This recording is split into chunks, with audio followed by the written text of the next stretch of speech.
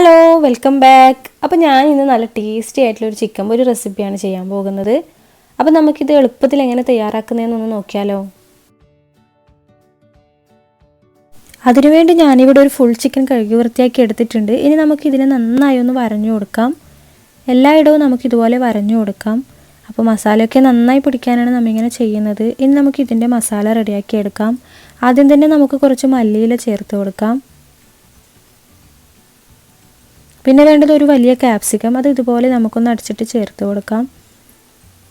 പിന്നെ 1 table spoon ഇഞ്ചി വെളുത്തുള്ളി പേസ്റ്റ്, 1/4 കപ്പ് തൈര്, 2 മാഗി ചിക്കൻ ക്യൂബ് നമുക്ക് ഇതുപോലെ ഒന്ന് പൊടിച്ചിട്ട് ഇട്ട് കൊടുക്കാം. പിന്നെ വേണ്ടത് 1/2 teaspoon garam masala, 1 tablespoon chicken masala, 1 teaspoon സിർക്ക, പിന്നെ കുറച്ച് കസ്തൂരിമേത്തി ചേർത്ത് കൊടുക്കാം.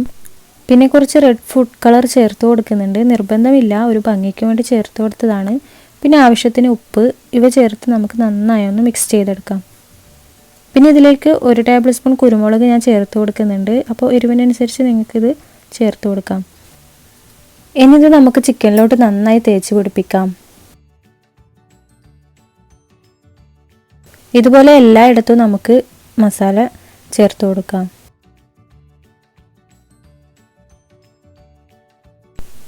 ഇനി ഒരു ടൂത്ത് പിക്ക് ഉപയോഗിച്ച് നമുക്ക് ഇതുപോലെ കുത്തി കൊടുക്കാം.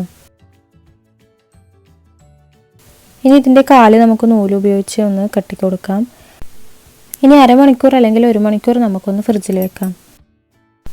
ചിക്കൻ പൊരിക്കാനായി ഞാനിവിടെ ഒരു പാൻ ചൂടാക്കിയിട്ടുണ്ട്. അതിലേക്ക് 3 ടേബിൾ സ്പൂൺ ഓയിൽ ഒഴിച്ച് കൊടുക്കാം. പിന്നെ ഇതിലേക്ക് കുറച്ച് കറിവേപ്പില ചേർത്ത് കൊടുക്കാം. ഇനി ചിക്കൻ ഇതിലേക്ക് വെച്ച് നമുക്കൊന്ന് മൂടി വെക്കാം. 10-15 മിനിറ്റ് നമുക്ക് ഇതുപോലെ അടച്ചു വെച്ച് വേവിച്ചെടുക്കാം. ഇപ്പോൾ ഒരു ഭാഗം റെഡി ആയിട്ടുണ്ട്. ഇനി നമുക്ക് ഇതൊന്ന് തിരിച്ചിട്ട് കൊടുക്കാം.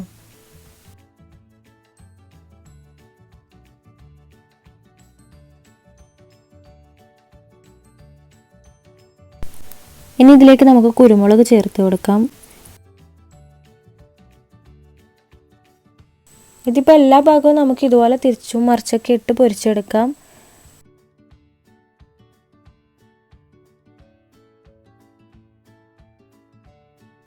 നമ്മുടെ ചിക്കൻ ഇവിടെ പൊരിഞ്ഞു വന്നിട്ടുണ്ട്. ഇനി നമുക്കിതൊരു പാത്രത്തിലേക്ക് മാറ്റാം.